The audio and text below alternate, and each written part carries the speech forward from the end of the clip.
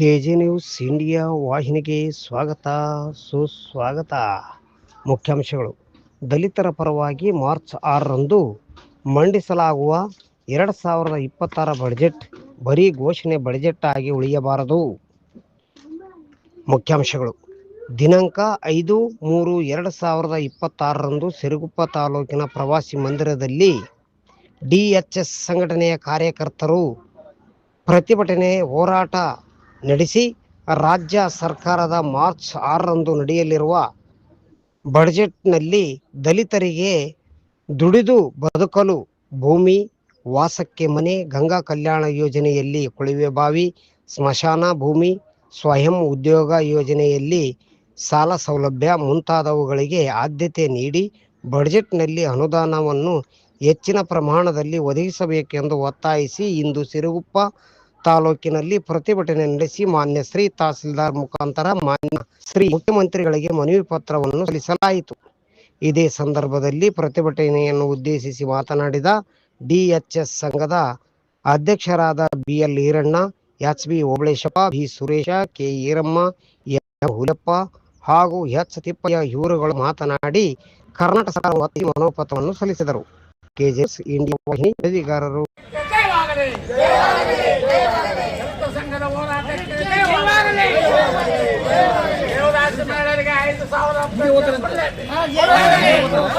ಬಸಾಣ ಕಾರ್ಮಿಕರಿಗೆ ನಿವೃತ್ತಿ ವೇತನ ಕೊಡಲೇಬೇಕು.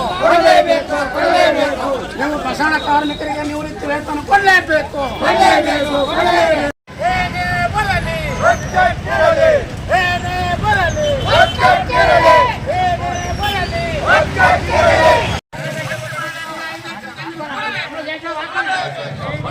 ಬಸಾಣ ಕಾರ್ಮಿಕರಿಗೆ ವಸತಿ ನಿವೇಶನ ಕೊಡಲೇಬೇಕು. ಬಸಾಣ ಕಾರ್ಮಿಕರಿಗೆ ವಸತಿ ನಿವೇಶನ ಕೊಡಲೇಬೇಕು. ನಡೀತಕ್ಕಂಥ ದಲಿತ ಹೋರಾಟಕ್ಕೆ ಜಯವಾಗಲಿ. ನಡೀತಕ್ಕಂಥ ದಲಿತ ಹೋರಾಟ ಜಯವಾಗಲಿ. ನಡೀತಕ್ಕಂಥ ದಲಿತರ ಹೋರಾಟ ಯಶಸ್ವಿಯಾಗಲಿ.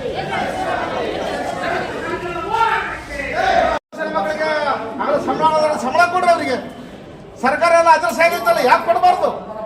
ಇದನ್ನ ಬಿಟ್ಟು ದಲಿತರಿಗೆ ಕೇಳಿದ್ರೆ ಯಾರಿಗೆ ಕೇಳಬೇಕಲ್ಲಿ? ದಲಿತರಿಗೆ ಕೇಳಿದ್ರೆ ಹಳ್ಳಿಗಳ ಏನಂತಾರ, ನೀವು ಜಾಸ್ತಿ ಮಾಡ್ತಾರೆ ಹೊದ್ಬಿಟ್ರೆ ನಮ್ಮ ಮಟ್ಟಿಗೆ ಇದಾರೆ ಜನ. ಆ ಬೈಕ್ ನಮ್ಮವ್ರು ಹಾಳಾಗಿ ಏನು ಕೇಳಾರ್ದಂಗೆ ಇದಾರೆ. ಕೆಲ ಸುಡಾಗಿ ಹೋಗ್ರೆ ಮತ್ತೆ ಕುಂದ್ರಕ್ಕೆ ಬ್ಯಾಸಿಗೆ ಬಂದ್ರೆ ಕುಂದ್ರಕ್ಕೆ ಜಾಗ ಇಲ್ಲ ಅವರಿಗೆ. ಸುಡುಗಾಡಿ ತೋಡಿದ್ರೆ ಎಣ ಬರ್ತಕ್ಕಂಥ ಸಲಿಗೆ ಗುದ್ದಿ ತರಂಗಿಲ್ಲ. ಆದ್ರೆ ಅಲ್ಲಿ ಒಂದು ರೂಮ್ ಕಳಿಸ್ಕೊಡ್ಲಿ, ಒಂದು ಛತ್ರ ಕೊಡಿಸಲಿ, ಒಂದು ಬೋರಿಂಗ್ ಹಾಕ್ಸಲಿ, ಅದೆಲ್ಲ ಸುಗಡೆ ಬಯಲು ಮಾಡಕ್ಕೆ ಅನುದಾನ ಕಾರ್ಮಿಕ ಸೇರಲ್ಲ ಅಂತ ಹೇಳ್ತಾ ನಾನು ಮಾತು ಮುಗಿಸ್ತೀನಿ. ಸಂಘದ ಹೋರಾಟಕ್ಕೆ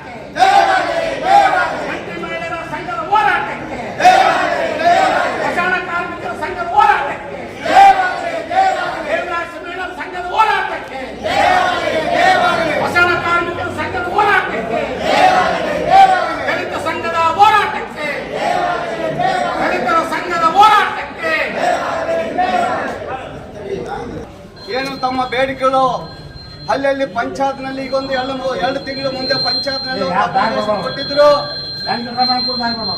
ಅದರ ಸಂಬಂಧಪಟ್ಟಂಗ ಅವರೇನು ತಹಸೀಲ್ದಾರ್ಗ ಅವ್ರ ಪಂಚಾಯತ್ ಮನೆ ಇಲ್ದವರ ಇದಾರ. ಅದೇ ತರ ಮಸಾಣದಲ್ಲಿ ಕೆಲಸ ಮಾಡೋರಿಗೆ ಪಂಚಾಯತ್ಗೆ ಎಷ್ಟೋ ಸಲ ಹೋರಾಟ ಮಾಡಿ ಹೇಳ್ಯಾರ, ನಮ್ಗೆ ಸ್ವಾಮಿ ಒಂದು ಸಂಬಳ ಕೊಡ್ರಿ. ಯಾರಿಗೆ ಕುಣಿ ತೆಗೆದ್ರೆ ಕೂಡ ಅವ್ರೇನು 1 ರೂಪಾಯಿ 2 ರೂಪಾಯಿ ಹಾಕಿದ್ದರೆ ಜೀವನ ಮಾಡ್ತಾ ಇದ್ವಿ ನಾವು. ನಮ್ಗೊಂದು 5 ಎಕರೆ ಭೂಮಿ ಕೊಡ್ರಿ, ನಮ್ಗೊಂದು ಸಂಬಳ ಮಾಡ್ರಿ, ನಮ್ಮ ಜೀವನ ನಾವು ಕೂಡ ಮನುಷ್ಯವರು ಅಂತ ಹೇಳಿದ್ರು ಕೂಡ ಸರ್ಕಾರ ಗಮನ ತಗೊಂಡ ಇಲ್ಲ ಅಂತ ಹೇಳ್ತಾ ಇವತ್ತು ಬಂದಿದ್ರೆ. ಅದೇ ತರ ಒಂಟಿ ಮಹಿಳೆಯರು ಅಂತ ಅವ್ರು ಇದಾರ, ಅವರು ವಯಸ್ಸಿನಲ್ಲಿದ್ದಾಗ ಗಂಡನ ಕಳ್ಕೊಂಡು ಅವ್ರ ಜೀವನ ಅಸ್ತಕಸ್ತವಾಗೈತೆ. ಅವ್ರಿಗೊಂದು 10,000 ಸಾಲ ಕೊಡ್ರಿ, ಒಂದು 5 ಎಕರೆ ಭೂಮಿ ಕೊಡ್ರಿ ಅಂತ ಬಹಳ ದಿವಸ ಹೋರಾಟ ಮಾಡ್ತಾ ಇದ್ದೀವಿ. ಅದಕ್ಕೂ ಕೂಡ ಅವರು ಗಮನ ಕೊಡ್ತಾ ಇಲ್ಲ ಸರ್ಕಾರ. ಅದ್ರ ಬಗ್ಗೆ ಕೂಡ ನಾವು ಇವತ್ತು ಹೋರಾಟ ಮಾಡ್ತಾ ಇದ್ದೀವಿ ಸ್ನೇಹಿತರೆ.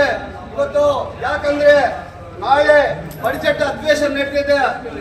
6-7 ಬಜೆಟ್ ಅಧಿವೇಶನದಲ್ಲಿ ನಮ್ಮ ದಲಿತರಿಗೆ ಪ್ರತ್ಯೇಕ ಸಂಘ ನಮಗೊಂದು ತೆಗೆದುಕೊಳ್ಬೇಕು, ರೊಕ್ಕ ಕೊಡ್ಬೇಕಂತ ಹೇಳ್ತಾ ಏನು ಬಜೆಟ್ ನಲ್ಲಿ ತೆಗೆದು ಹೇಳ್ತಾ ಸುರೇಶ್ ಕಾರ್ಮಿಕರು, ದಲಿತರು, ಮೈಸಿ ಮಳೆ ಸಂಘದವರು, ಒಂಟಿ ಮಳೆ ಸಂಘದವರು ಎಲ್ಲರೂ ಸೇರಿವಿ. ಅವ್ರಿಗೆ ಯಾರಿಗೆ ಪರಿಹಾರ ಸಿಗ್ತಾ ಇಲ್ಲ. ಕೆಲದಲ್ಲಿ ಕೆಲ ಹಳ್ಳಿಗಳಲ್ಲಿ ಗುಲಾಮರಾಗಿ ಬರ್ತಾರೆ ದಲಿತರು. ಇವತ್ತಿನವರಿಗೆ ದಲಿತರಿಗೆ ಸೌಲಭ್ಯ ತರೋದಿಲ್ಲ. ಪಂಚಾಯತಿ ಮೆಂಬರ್ಗಳು ಊರು ಮಕ್ಕೊಂಡ್ರೆ ಬಂದಿದ್ದು ಬಿಲ್ಗಳು ಚಾನ್ಸನ್ ಆದ್ರೆ ಅವರೇ ತಿಂತಾರ. ಅದೇ ಮಸಳ ಕಾರ್ಮಿಕರಿಗೆ ಸುಡಾಡಿ ಕುಣಿತಡೆಯಕ್ಕೆ ಹೋದ್ರೆ ಅವರಿಗೆ ಕುಂದ್ರಾಕ್ ಸ್ಥಾನ ಇಲ್ಲ, ಒಂದು ಬೋರಿಂಗ್ ಇಲ್ಲ, ಒಂದು ಕುಂದ್ರಾಕ್ ಇದೇನೂ ಇಲ್ಲ.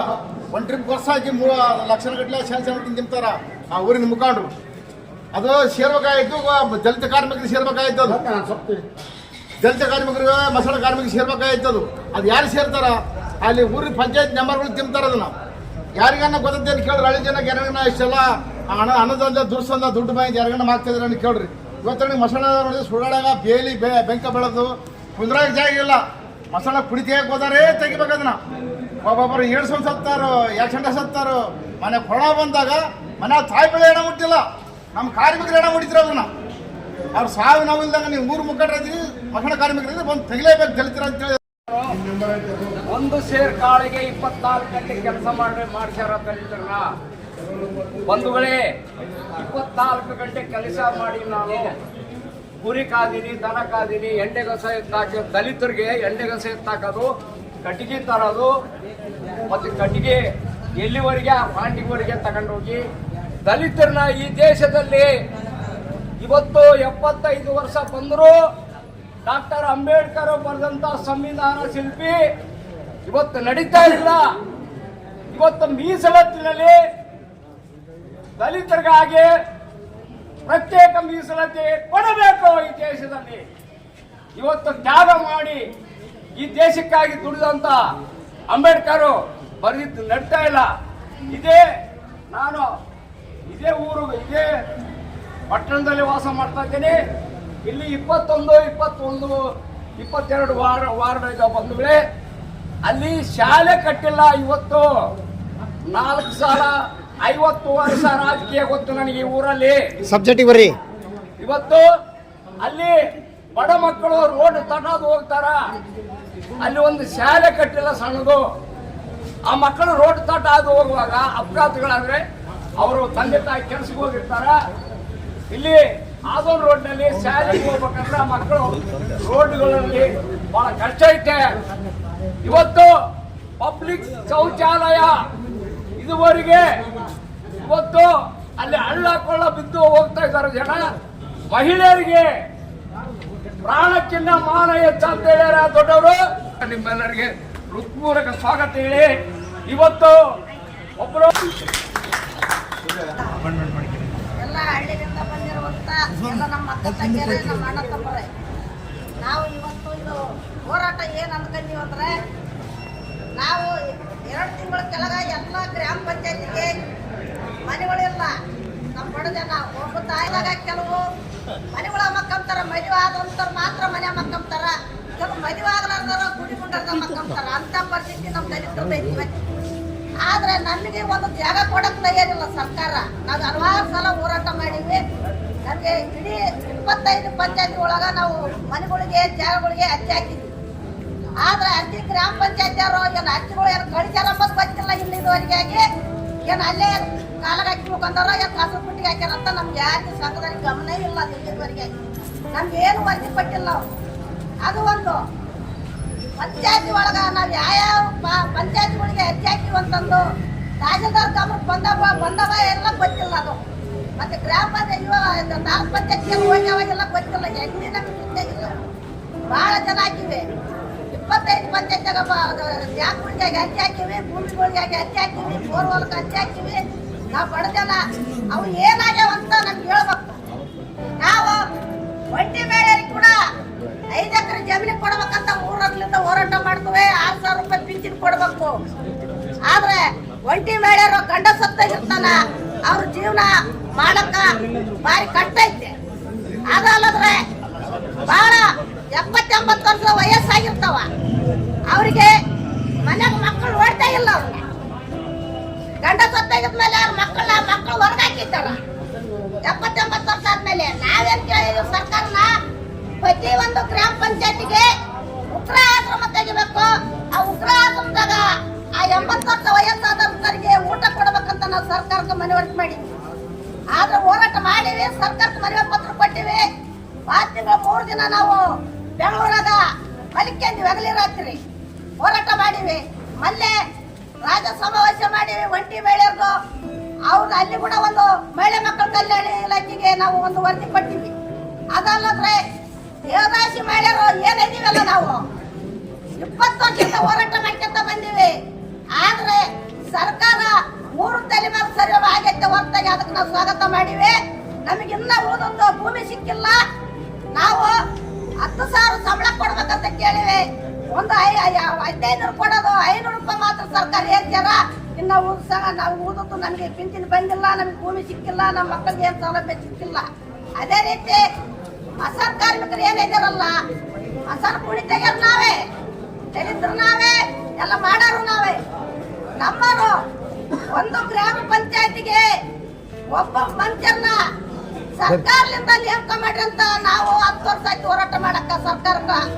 ಆ ಸರ್ಕಾರ ಮಸಾಲ ಕಾರ್ಮಿಕರು ಗಮನ ಸೇರಿಕೊಂಡ್ರು. ಎಷ್ಟು ಅರ್ಜಿ ಕೊಟ್ಟಿವಿ, ಎಷ್ಟು ಹೋರಾಟ ಮಾಡಿವಿ. ಮಸಾಲ ಕಾರ್ಮಿಕರು ಮಸಾಲ ತೆಗೆಯುವಾಗ ಅದು ಸ್ವಚ್ಛ ಮಾಡ್ತಾರಲ್ಲ ಮಸಾಲ, ಅದ್ರದ್ದು ಭಾರಿ ಇಂಪಾರ್ಟೆಂಟ್. ಅದ್ರ ಗಮನಿಸ್ಬೇಕು ಸರ್ಕಾರ. ಕರ್ನಾಟಕ ದಲಿತ ಶೋಷಣಾ ಮುಕ್ತಿ DSMM ಮಂಚ ನವದೆಹಲಿ ಸಿರುಗುಪ್ಪ ಇವರ ವತಿಯಿಂದ ಮಾನ್ಯ ಸನ್ಮಾನ್ಯ ಶ್ರೀ ಸಿದ್ದರಾಮಯ್ಯನವರ ಮುಖ್ಯಮಂತ್ರಿಗಳು ಕರ್ನಾಟಕ ಸರ್ಕಾರ ಇವರಿಗೆ ಮಾನ್ಯತೆ ಸಿದ್ಧಾರ ಮುಖಾಂತರ ಸಲ್ಲಿಸಿರುವ ವಿವಿಧ ಬೇಡಿಕೆಗಳ ಅರ್ಜಿಯನ್ನು ಈ ದಿನವೇ ಮಾನ್ಯ ಜಿಲ್ಲಾಧಿಕಾರಿಗಳ ಮುಖಾಂತರ ಸಲ್ಲಿಸಲಾಗುವಂತೆ ತಮ್ಮಲ್ಲಿ ಇದು ರಿಸಲ್ಟ್ ಆಗೋದು ಒಪ್ಪಿಕೊಳ್ಬೇಕು ಸರ್.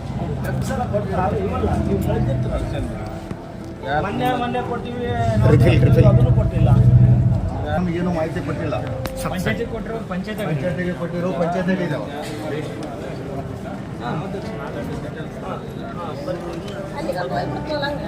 ಮೀಟಿಂಗ್ ಒಂದು ಮೀಟಿಂಗ್ ಕರ್ತೆ ಇಲ್ಲ ಸರ್. ಅಷ್ಟು ಕರ್ಕೊಂಡು ಬರ್ತಾ ಇಲ್ಲ. ಒಂದು ಮೀಟಿಂಗ್ ಅಲ್ಲಿಗೆ ಕಂಪ್ಲೀಟ್ ಅಡ್ರೆಸ್ ಹಾಕಿದ್ರೆ ಅದು ಜಾಗ ಇಲ್ಲದವರಿಗೆ, ಮನೆಗಳಿಲ್ಲದವರಿಗೆ, ಹೊಲದವರಿಗೆ ಹಾಕಿದ್ದೀವಿ ಸರ್. ಪಂಚಾಯತ್ ಹಾಕಿವಿ. ಅವರು ಕೊಟ್ಟು ಇಲ್ಲಿಗೆ 3 ತಿಂಗಳ ಮೇಲೆ ಆಯ್ತು.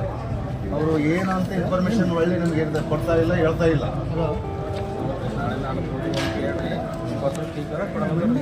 ಅಲ್ಲ ಸರ್, ಅವ್ರನ್ನ ಕರೆಸಿ ನೀವು ಒಂಚೂರು ಹೇಳ್ರಿ ಸರ್. ಯಾಕಂದ್ರೆ ಒಂದು ರಿಫಿಲ್ ಇಲ್ದಂಗೆ ಕುಂತ್ಕೊಂಡಿದ್ದಾರೆ ಅವ್ರು. ಸರ್ ಏನಂದ್ರೆ ಗ್ರಾಮ ಪಂಚಾಯತಿ ಮನೆಗಳಿಗೆ ಅರ್ಜಿ ಕೊಟ್ಟಾಗ ಗ್ರಾಮ ಪಂಚಾಯತಿ ಥರ ಕಂದಾಯ ಇಲಾಖೆ ನಮಗೆ ಭೂಮಿ ಕೊಡ್ಬೇಕಂತ. ಯಾಕಂದ್ರೆ ಗ್ರಾಮ ಪಂಚಾಯತಿ ಕಂದಾಯ ಇಲಾಖೆ ಭೂಮಿ ಕೊಟ್ಟರೆ ಮಾತ್ರ ಅವ್ರು ಪ್ಲಾಟ್ ಮಾಡಿ ಅನ್ಸತ್ ಬರ್ತದೆ.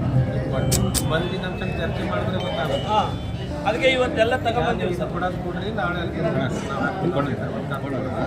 ಒಂದು ಕಾಪಿ ತಗೊಂಡಿದ್ದು ಕನೆಕ್ಟ್ ಮಾಡಿ ಕೊಡೋದು. ಈಗ ಸಪ್ರೇಟ್ ಎಲ್ಲ ಇದಾವ ಸರ್. ಎಲ್ಲ ಸಿಗ್ನಲ್ ಎಲ್ಲ ಒಂದು ಸಿಗ್ನಲ್ ಅಲ್ಲಲ್ಲ ಎಲ್ಲ ಜೆರಾಕ್ಸ್ ಕಾಪಿ ಕೊಟ್ಟು